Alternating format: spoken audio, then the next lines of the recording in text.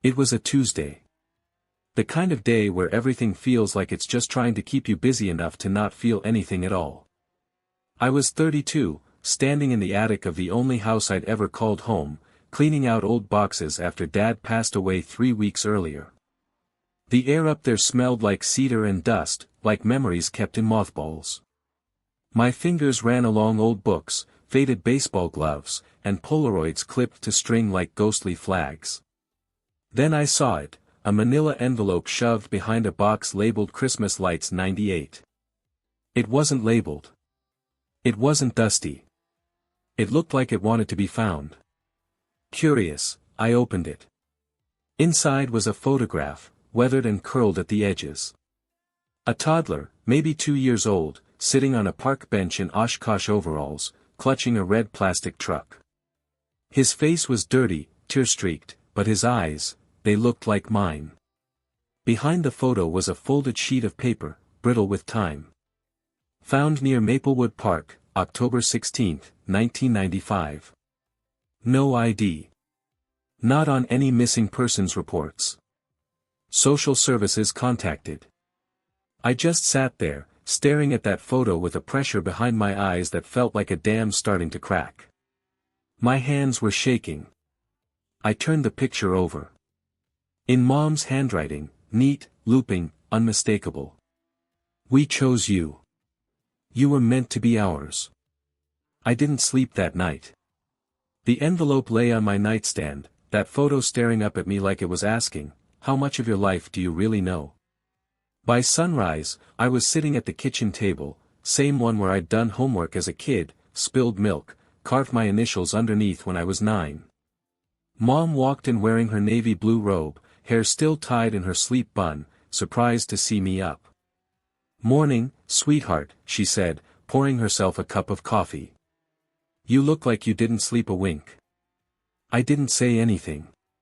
Just pushed the envelope across the table. She stared at it for a second. When she opened it, I saw her hand freeze. You kept this from me, I said. Not angry. Just, hollow. She sat down slowly, eyes misting as they scanned the note, then the photo, like she was seeing it for the first time all over again. I expected a million emotions, shock, denial, deflection. But she just looked at me and said, I was hoping you'd find it when the time was right.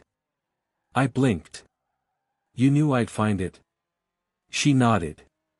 It's why I never locked the attic. It was your dad's idea. He wanted you to know after he passed. Figured by then, we wouldn't be around long enough to answer the hard questions. But you are, I whispered. Barely, she smiled, blinking back tears. But I'll give you the truth, son. Every word of it. So she did. It was fall, 1995. My parents had just finished arguing over whether they should go see a movie or just stay home and watch Jeopardy! The story she told me next she told no one, not even Dad's sister, who lived 3 doors down. They were walking through Maplewood Park, cooling off from the bickering, when they heard crying. Soft, shaky, and far too alone. Under the old elm tree near the fountain, there I was. Just sitting there on a bench, tears caked into dirt-streaked cheeks, holding a red plastic truck. No one else was around. No note. No bag. Just me and that toy. They waited an hour. No one came. Social services got involved, of course. But after weeks of no leads, no one came forward. I wasn't on any missing child databases. No kidnappings. No reports. Like I'd just been dropped into the world. Mom and Dad weren't foster parents. They weren't even planning to have kids at the time. But Mom, she looked at me that day, and something shifted in her chest. She once told me it felt like her heart reached out and clicked into place, like I'd always been there, just invisible until that moment. So after months of legal chaos, paperwork, and background checks, they adopted me. I wasn't a secret. I was a miracle. I didn't know what to say. I just sat there, crying silently while Mom reached over and held my hand, the same way she used to when I was scared of thunder as a kid. "I know it was selfish," she said. "But I never wanted you to think you were less ours because of how you came to us." "I don't," I said. "I just wish I'd known sooner." "You do know now," she said. "And the rest?" "The rest is still true. We loved you then. We love you now. You weren't born to us, but you were born for us." Some folks find comfort in mystery. The idea that we're all a little unknowable, that who we are is more about who we choose to be than where we came from. But not me. After that talk with Mom, it was like a fuse had been lit inside me. Every time I passed a mirror, I saw two sets of eyes, mine, and someone else's.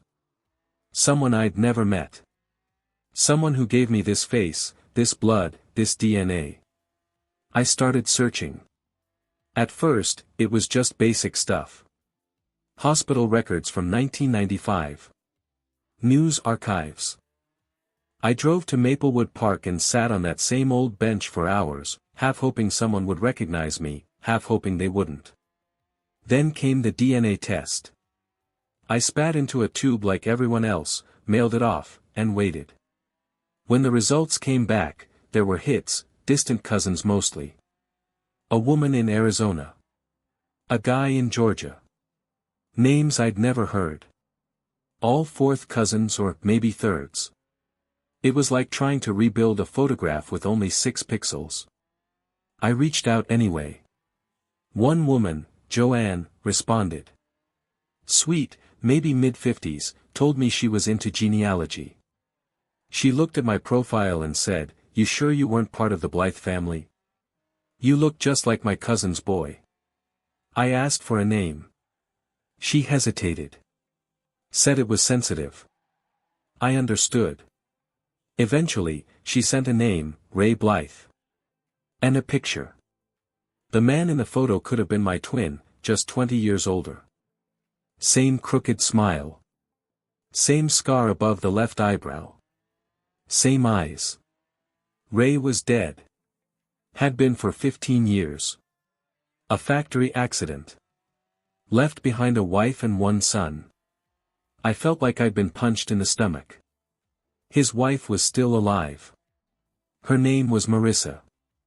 She lived 3 towns over, in a quiet yellow house with chipping shutters and wind chimes that sang even when the air was still. I drove there.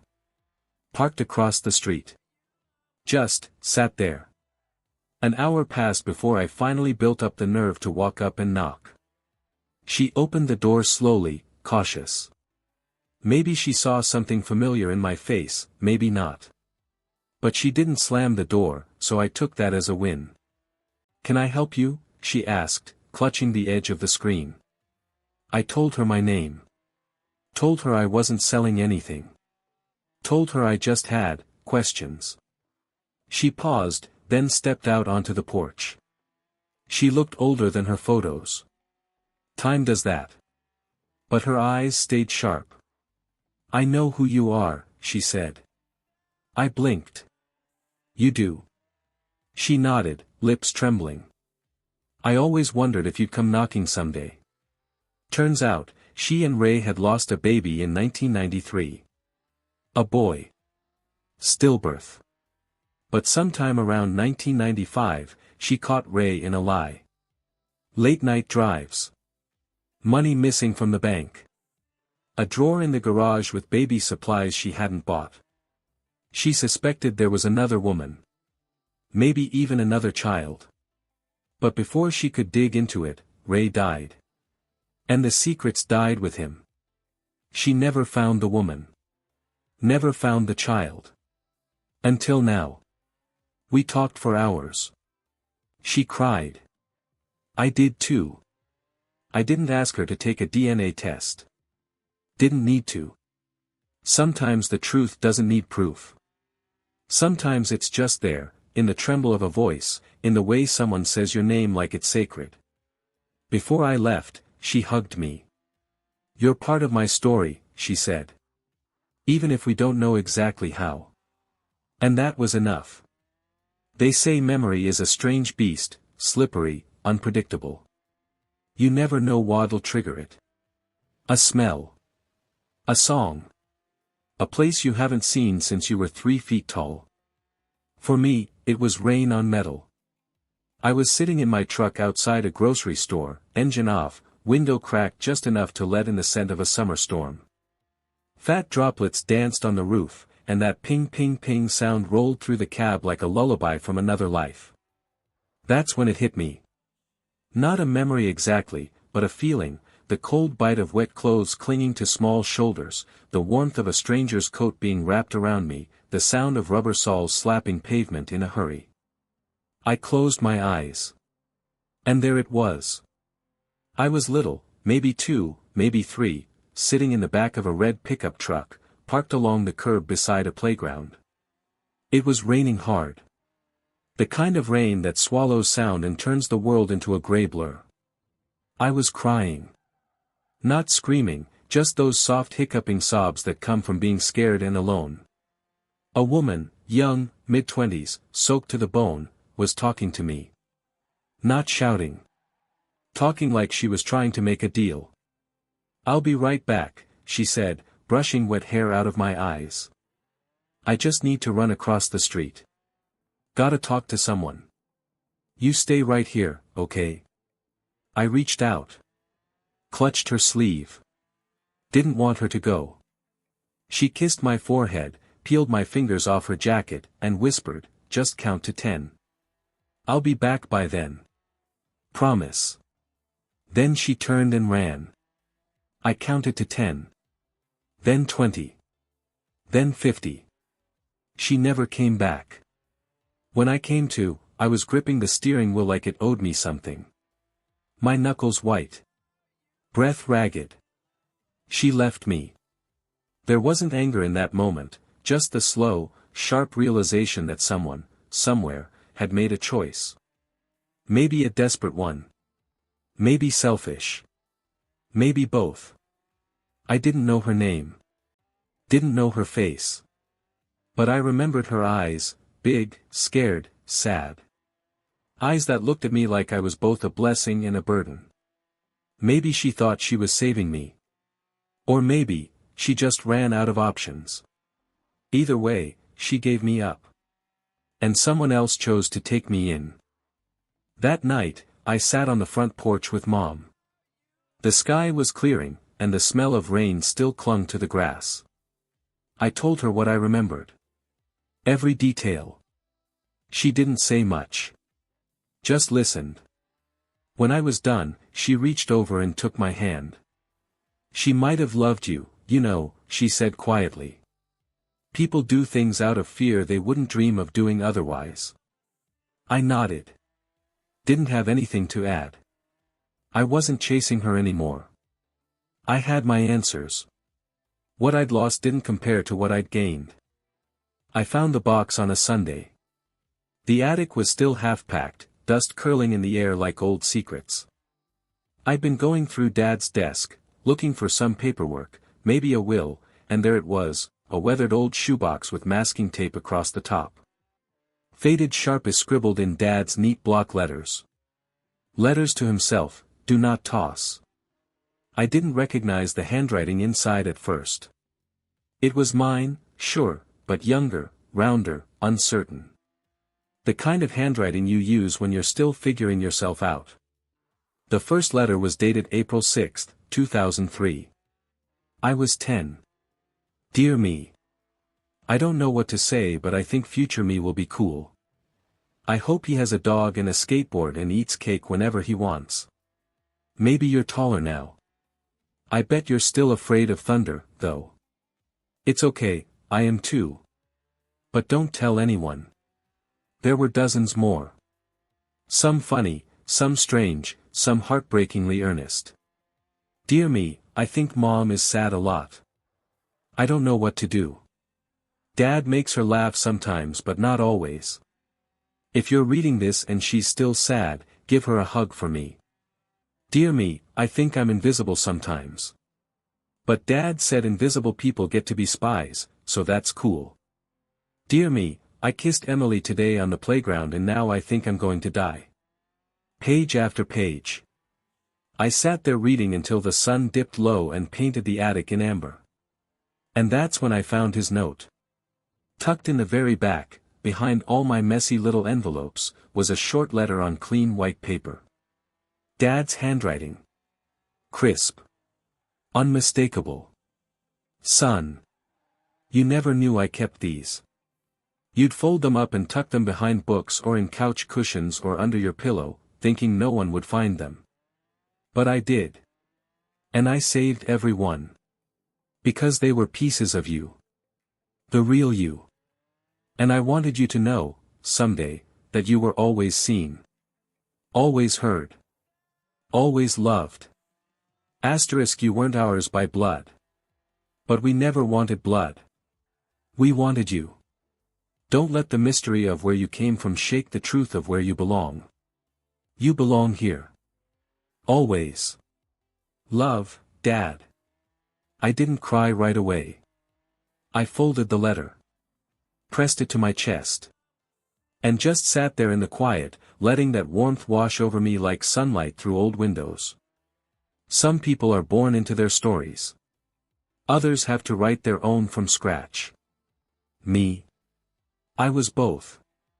Lost once. Found twice. The letter came on a Wednesday. No return address, just my name written in a hand that shook like it hadn't written in years. Inside was a single sheet of yellow-lined paper, folded neatly but worn at the creases, like someone had held it, opened it, and closed it again 1,000 times before mailing it. You don't know me, but I've known you every day of my life since 1995. I saw your photo once, years ago. You were standing next to a school bus, smiling like the sun lived in your chest. You don't owe me anything. But if you ever want to talk, I'll be here. 127, Oak Street, Waverly. I'll leave the porch light on. That was it. No name. But I knew. I sat in the driveway of that old house for 20 minutes before I even stepped out. The place was quiet, edges softened with age. The porch light was on, just like she promised. I walked up slow, every step louder than it should have been. My heart wasn't just pounding, it was booming, like my ribs had turned into drums. The door opened before I could knock. She looked older than I imagined. Not in a frail way, more like a photo that had been left in the sun too long. Life had pressed on her in all the places that showed. But her eyes, they were exactly the same. And they were wet. I didn't think you'd come, she whispered. I almost didn't, I said.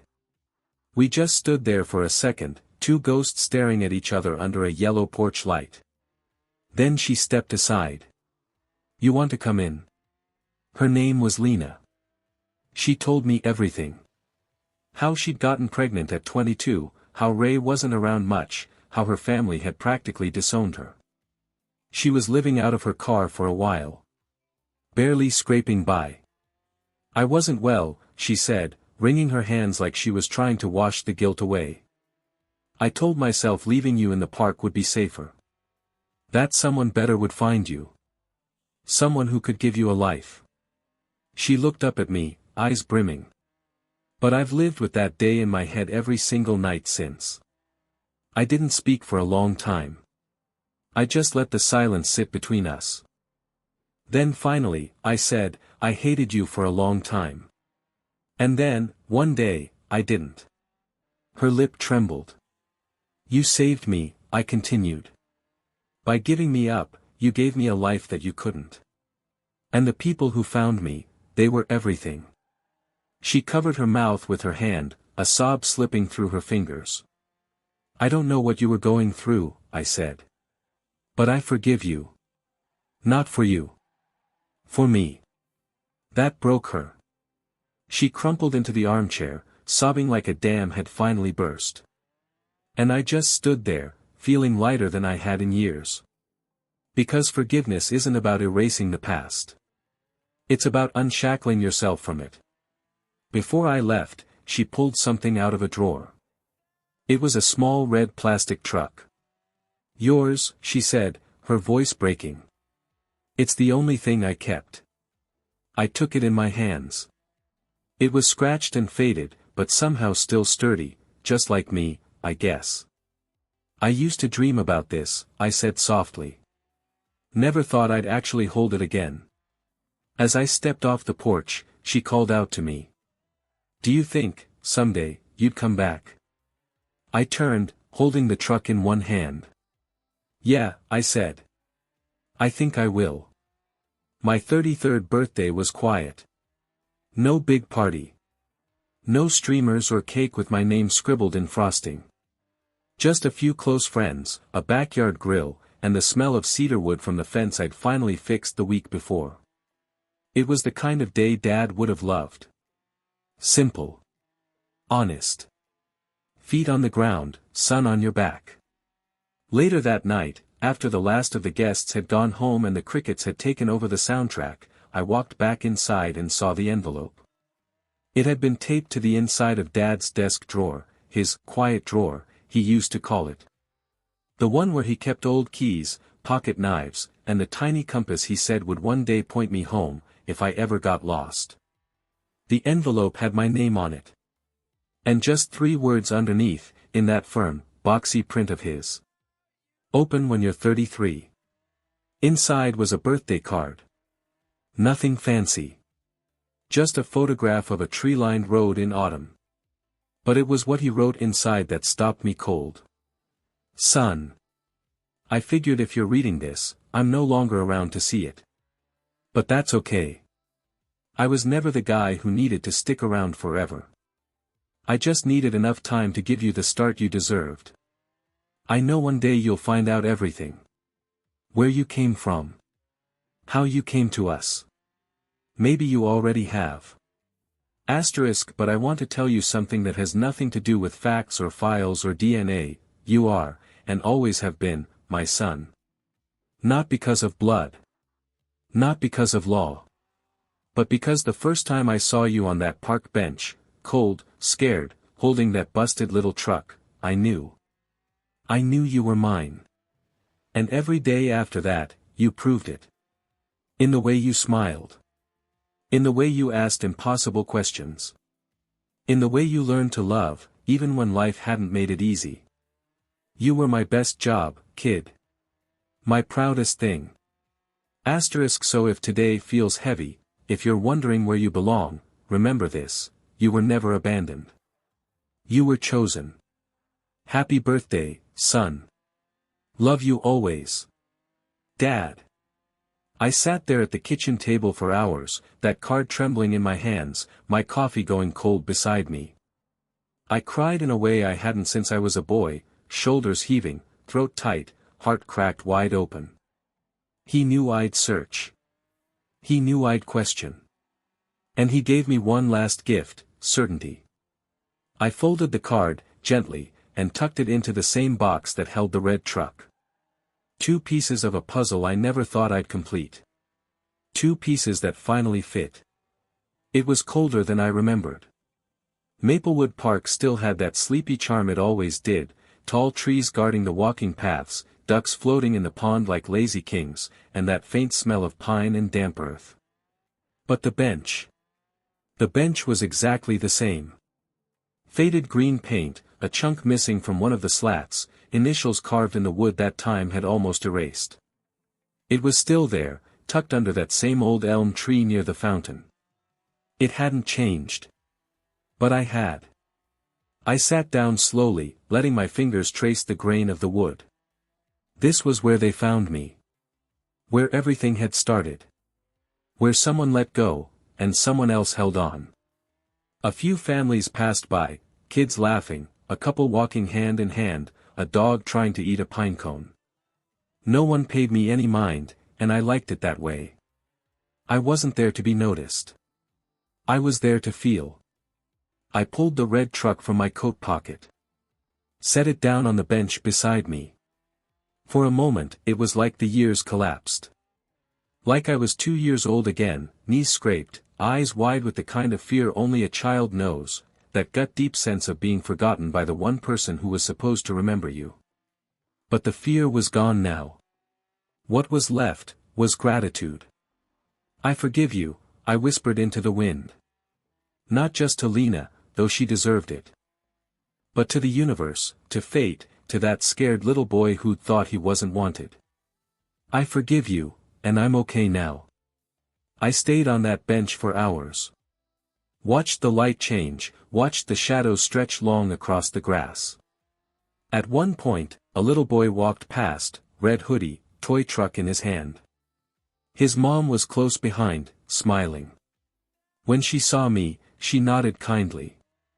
I nodded back. Some part of me wanted to stand up and tell her, "Hold him close. Don't let go." Not even for a second. But I didn't need to. She already was. Before I left, I picked up the red truck and slid it back into my coat. Gave the bench a soft pat like it was an old friend. "You did good," I said. And then I walked away, sunlight at my back, past the fountain, past the duck pond, out into the rest of my life. I noticed the scar again that night. The one just above my right eyebrow. It's small, maybe half an inch, shaped like a little crescent moon. I've had it as long as I can remember. Never really thought much about it growing up.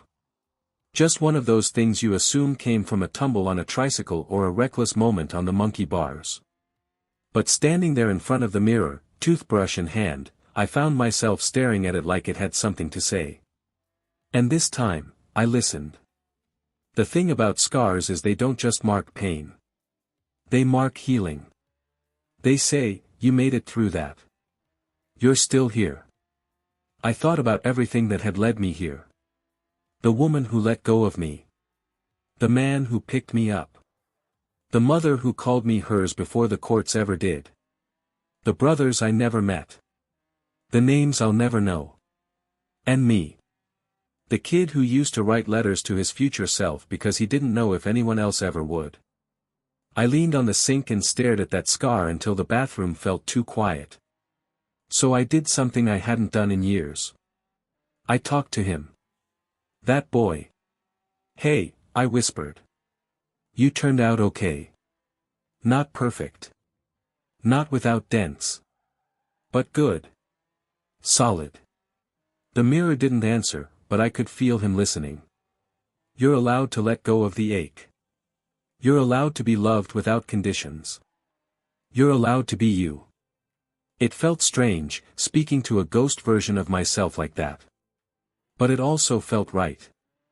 Because we spend so much of our lives trying to outgrow our past, sometimes we forget it still lives inside us. Still wants to be seen. Still needs to be told, "You were enough." Even then. That night, I slept better than I had in years. Not because everything made sense now. But because I finally stopped needing it to. It had been a year since I opened the envelope. A year since the attic. Since the truth. Since the red truck and the bench under the elm. Life had returned to its regular rhythm, but it felt different. Not lighter, exactly. Just, settled. Like the dust in a room that's been shaken, finally drifting back down into place. I'd started writing again. Not for anyone else, just for me. Stories, letters, memories. Some real, some imagined. But all of them mine. One afternoon in late October, I found myself back in the kitchen at Mom's house, our house, as I still called it. The sun poured through the window above the sink, hitting the table just right, casting everything in gold. She was making tea. Chamomile. Said it helped with the cold in her bones. "Got a letter for you," she said, setting an envelope on the table. "Found it tucked in one of your dad's old shirts." It was small. Cream-colored. Hand-addressed in his writing. But not to me. To her. And underneath her name, "Give this to him. 1 year after I'm gone." She looked at me. "Do you want to read it alone?" I nodded. She kissed the top of my head, just like she did when I was little, and quietly left the room. I opened it slowly. The paper crackled in my hands. His writing wasn't neat this time. It wavered. Like he'd written it in one go, emotions tumbling out. Hey, kid. If you're reading this, you've made it through some heavy stuff. I knew you would. You were always stronger than you thought.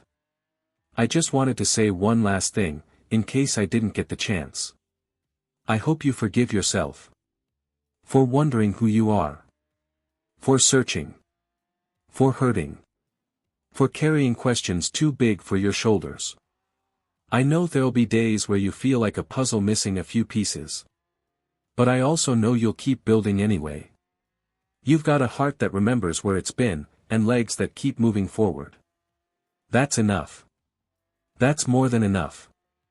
When the dust settles, son, when all the noise quiets down, I hope you'll look in the mirror and see what I always saw.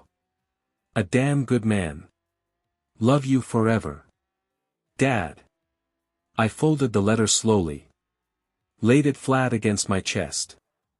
And in that kitchen, with the sun on my shoulders and the house breathing quiet around me, I cried. Not with pain.